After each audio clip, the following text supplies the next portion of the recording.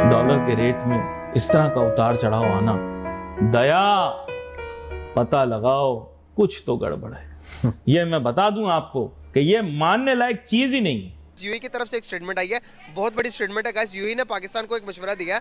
पाकिस्तान से कहा है यूएई ने कि आप कश्मीर करना छोड़ दें, अभी आपको जरूरत है कि इंडिया के साथ अपने रिलेशन को बेटर करने की। मईशत को चलाने के लिए जो इक़दामात की ज़रूरत थी वो पाकिस्तान ने खुद ही करने हैं। कीमतों में इजाफा है, वो एक बहुत बड़ा मामला है। माशी चैलेंजेस का एक बहुत बड़ा इशू है। अभी रूलर है ना हमारे, बस यही इंडिया और पाकिस्तान में फ़र्क है। तो यहाँ मार्शल लॉ लगते रहे हैं, इंडिया में कभी मार्शल लॉ नहीं लगा। डॉक्टर जयशंकर जो मिनिस्टर फॉर एक्सटर्नल अफेयर्स हैं, उन्होंने फिर पाकिस्तान को जो है वो टारगेट किया और कहा कि जी country with sponsors terrorism, support terrorism, और हमारा मसला ये है कि हमारा नेबर पाकिस्तान है, हमें इस तरह के चैलेंजेस हैं।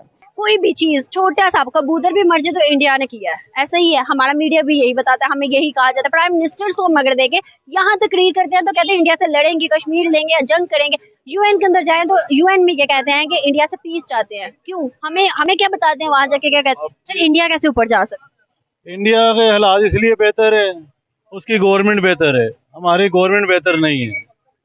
गवर्नमेंट उधर की बेहतर है, हमारे से बड़ा है लेकिन बेहतर है। तो इस टाइम जो है वहाँ आटा जो है 30 से 35 रुपए, 25 से 30 रुपए, यहाँ पर 200 के ऊपर चला गया है। कौन खुश है फिर? बिल्कुल ऐसा ही है। कौन खुश है? पाकिस्तानी खुश है या इंडियन खुश? नहीं जी, इंडियन फिर भी इंडियन खुश है, क्योंकि इधर खुश हो ही नहीं सकता काम। आलमी सतह भी हमारे खिलाफ है बेसिकली, वो भी हमें कर्जे वगैरह नहीं दे रही, इसलिए कि हमारा मुल्क पहले डिफॉल्ट हुआ है। अपने पाकिस्तान से हम इंडिया बांग्लादेश शिफ्ट हो जाएं वो बेहतर है। आज बांग्लादेश अगर हम देखें तो वो कहता है कि भाई खुशी है हमें, हम अलग हो गए, वरना हम भी इन्हीं क्राइसिस में रहते। क्या आपको लगता है कि बांग्लादेश ने ठीक किया अलग हो गए? जी, बांग्लादेश ने ठीक किया अलग हो गए? बेहतर किया जी, वो पाकिस्तान को निकाल के उधर अलहदा हो गए, वो बेहतर हो गया।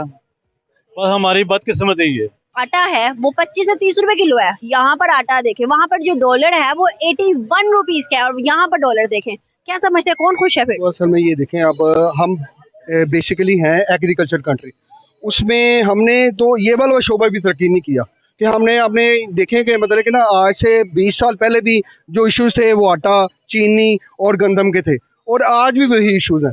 वो ठीक नहीं हो सकते जब तक ये मतलब कि हमारे ऊपर कोई ऐसे हुक्मरान नहीं आएंगे, और जो अदारा जहाँ पे मौजूद हो जाएगा वो सारा काम ठीक हो जाएगा। आपको लगता है सर कि आज हमारी गवर्नमेंट हमारे साथ सिंसियर है? आज अगर देखें इकोनॉमी कहाँ पर आगे डिफॉल्ट कर रही है? हमारे साथ ना पहले कभी कोई आया है ना अभी कोई आ रहा है। ये अल्लाह ताला का खास कर का मुल्क सलामत है और इसकी दुआ करनी चाहिए कि सलामत रहे। लेकिन ये है कि ये जो लोग हैं ना, इनमें से कोई भी नो बडी सिंसियर विद। आप मुझे बताइएगा, 35 सालों से आपने ये न्यूज सुनी है कि पाकिस्तान ने इस कंट्री को बीट किया हो, इस कंट्री को बीट किया हो, लेकिन इंडिया ऐसे ही कर रहा है। मेरी बात सुनो, बात ये है कि पाकिस्तान में अभी जो फॉरेन रिजर्व है, मैं एक बात सुनता हूँ, वो 3.4 बिलियन या 4 बिलियन के करीब है। अब हमारे से 50 साल पहले बांग्लादेश अलहदा हुआ है, सिर्फ उन्होंने ये किया है कि सिंपल गवर्नमेंट बनाई है, वहाँ पे जो रिजर्व है ना लास्ट वो 75 बिलियन के करीब है। और सिर्फ फ़र्क कितना है कि उन्होंने गवर्नमेंट जो सादगी से चलाई है। पाकिस्तान में ये किया है कि पाकिस्तान ये हुक्मरान याशें करते हैं सारी, लेकिन ये हम लोगों का किसी को परवाह को नहीं है। मैं अगर मतलब कि अपने तौर पर सर्वाइव कर रहा हूँ ना, तो मेरा मतलब कि अपना मतलब कि सिलसिला अल्लाह ताला का खास करम होगा। लेकिन जो 70% of the people of the Pakistan वो सारे मतलब परेशान है, जिनकी इनकम जो है ना 25 से 20 हज़ार के दरमियान में। उनको प्याज जब 250 पौने 300 किलो मिलेगा, गंदम 150 रुपये मिलेगी, तो आपका सिलसिला जो ख़राब हो जाएगा। कि शायद दोस्त ममालिक मदद को आ जाएंगे या कहीं और से पैसे मिल जाएंगे, IMF के पास हमें शायद ना जाना पड़े। तो क्या मौजूदा माशी निज़ाम जो है उसके अंदर ये पॉसिबल है कि IMF को आप बाईपास करके लोगों से कर्ज ले लें? क्योंकि अब तो सऊदी अरब भी कहता है कि आप बताएं कि सलाहत कब करेंगे। क्या वजूहत है कि यूएई जैसी बड़ी कंट्रीज भी इस किस्म की स्टेटमेंट दे रही है प्रो इंडियंस? क्या वजूहत है पाकिस्तान के अगेंस्ट और इंडिया के साथ, इंडिया के हक में क्यों बयान दे रही हैं? भाई यूएई ने कहा है पाकिस्तान तुम कश्मीर को भूल जाओ, कश्मीर लेना तुम्हारे बस की बात नहीं है, अभी तुम एक काम करो। मशवरा दे रहा है यूएई में, कह रहा है कि भाई कि आप इंडिया के साथ ट्रेड को कंटिन्यू करो, इसमें तुम्हारी भलाई है और दोनों मुल्कों की भलाई भी इसी में है। ये बड़ी ऑब्वियसली दिस इज समथिंग जिसे कहते हैं ना समझने वाली चीज़ें हैं। ये हफ्ता वैसे भी वीकेंड तो चलो गुजर गया, लेकिन ये coming week is very important because India के जो नेशनल सिक्योरिटी एडवाइज़र हैं अजीत डोभाल साहब, वो अमेरिका आ रहे हैं। ऑब्वियसली बड़े स्ट्रेटेजिक लेवल पर डायलॉग हो रहा है, लेकिन there is a question, and that question is Pakistan really understanding what Dr. Jaishankar is bringing up to कुछ चीज़ें क्या लेके आ रहे हैं, और ये नया इंडिया क्या कॉन्सेप्ट है, ये पैराडाइम शिफ्ट क्या है, ये किस तरह की चीज़ें हैं। जैसे फॉर एग्जांपल अगर आप डॉक्टर जयशंकर को सुने तो वो कहते हैं कि जो इंडिया का जो स्ट्रेटेजिक कल्चर है वो the strategic culture needs to come from आपकी वो जो जैसे कहते हैं ना कि हिस्ट्री, वैल्यूज़, कल्चर, इन चीज़ों से आता है। और वो प्रॉपर्ली कहते हैं कि जो इंडिया की डिप्लोमेसी है वो अगर महाभारत टर्म में देखा जाए तो वो कहता है कि जो ग्रेटेस्ट डिप्लोमेट है वो श्री कृष्णा और हनुमान जी थे। This is what he is saying. And then doctor Jaishankar को अगर आप आगे सुने तो वो कह रहे हैं कि जो आज आप मल्टीपोलर इंडिया की बात कर रहे हैं तो that use to come from Kurukshetra जो थे उनकी तरफ से आती है। फिर एक फॉर एग्जांपल नॉन अलाइंड थे, कुछ ऐसे लोग भी थे, लॉर्ड्स थे, जो बलारामा और रुक्मा जो थे वो नॉन अलाइंड थे। तो इसी तरह फॉर एग्जांपल अरुण की वो बात करते हैं कि वो इमोशनली इंटरडिपेंडेंट थे। और कुछ ऐसे भी थे जैसे फॉर एग्जांपल कृष्णा जो थे वो स्ट्रेटेजिक पेशेंस दिखाते थे और बहुत चीज़ों को फॉरगिव कर देते थे। अब नौ इसी तरह और बहुत सारी चीज़ें हैं कि आजकल क्योंकि दुनिया में रूल्स बेस्ड ऑर्डर की बात हो रही है तो करण जो थे वो इस तरह की चीज़ें जो है वो कहा करते थे। सो ये अगर आप देखें कि ये इसी तरह ये जो कॉन्सेप्ट है स्ट्रेटेजिक डिसेप्शन का तो वो कहते हैं कि जो कृष्णा थे वो एक इल्यूजन जो क्रिएट किया करते थे एंड ऑल दैट। अब ये जो इंडिया का जो स्ट्रेटेजिक कल्चर का कॉन्सेप्ट है, क्या डू पीपल रियली अंडरस्टैंड कि ये चीज़ें क्या हैं, और इंडिया जो है वो किस तरह history, language, culture, religion, values, society के अंदर क्या चीज़ें इनकॉर्पोरेट कर रहा है, and what is this new India, and paradigm shift क्या है इंडिया के अंदर।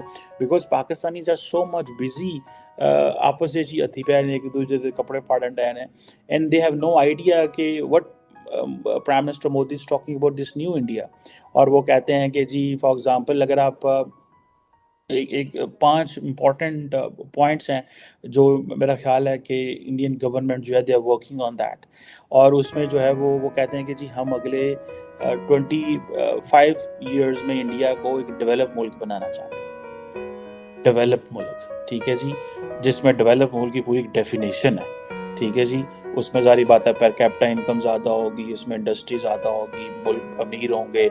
मैं कल किसी से बात कर रहा था हम यहाँ पे कि आज इंडिया की अगर लेट से जीडीपी 3-4 ट्रिलियन की है, लेट से ये 30 ट्रिलियन की है, 20 ट्रिलियन की होती है, 25 ट्रिलियन की होती है, तो look at the confidence India will have, and look at how जो इंडिया के जो इंफ्रास्ट्रक्चर किस तरह का बढ़ेगा और जिस स्पेस से वो ग्रो कर रहे हैं 6-7% पे, that is something which is very very very important to look eight.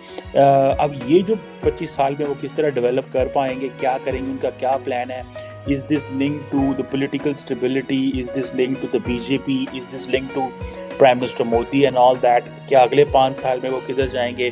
क्योंकि दूसरी तरफ जो है क्या नाम है कांग्रेस वाले जो वो भारत जोड़ो यात्रा की बात कर रहे हैं, they believe that the prime minister Modi has basically divided the country and so and so. अब दूसरी चीज़ ये है कि जो ये बात करते हैं कि हमें अपने आप को कॉलोनियल माइंडसेट से लिबरेट करना है, जो कि अगर आपको याद हो जो क्या नाम है उनका ये जो बीबीसी की फॉर एग्जांपल डॉक्यूमेंट्री आई है, इसको उन्होंने सारा इंडिया उठ खड़ा हुआ, इंडियन मीडिया उठ खड़ा हुआ। हालांकि इंडियन मीडिया के बारे में कहा जाता है कि normally they do the governments line and all that, लेकिन ये जो चीज़ है कि जी कॉलोनियल माइंडसेट, सो ये टर्म बेसिकली और ये थॉट जो है कि इंडिया जो कॉलोनियल जो जिसे कहते हैं ना माइंडसेट को चैलेंज करेगा और ये कॉलोनियल उससे निकल आएगा, लिबरेट करेगा। अब ये किस हद तक कर पाएगा, कैसे होगा, इसके लिए क्या करना पड़ेगा। जैसे फॉर एग्जांपल मैं देख रहा था एक बड़ी अच्छी जर्नलिस्ट हैं पलकी शर्मा, आई थिंक पहले व्योन में होती थी, अब उन्होंने एक और प्लेटफॉर्म ज्वाइन कर लिया है। तो वो शी वाज टॉकिंग कि जी वो अपने पहले शो में बात कर रही थी कि बीबीसी जो है उसने इंडिया पे बात की है, तो बीबीसी इंग्लैंड के अंदर क्या है, ये वो बीबीसी है जो रॉयल फैमिली के बारे में क्या बात करता है, इसको गवर्नमेंट ऑफ जो मुल्क बरतानिया वो क्या करती है। बीबीसी का जो चीफ एग्जीक्यूटिव है उसने फॉर्मर प्राइम मिनिस्टर को लोन लेने में मदद की, मतलब बहुत सारी चीज़ें हैं जो वो उखाड़ के रख रहे थे सामने, और जारी बात है दे वर चैलेंजिंग। और ये वही बरतानिया है जिसने नरेंद्र मोदी को G7 में एज एन ऑब्जर्वर बुलाया था।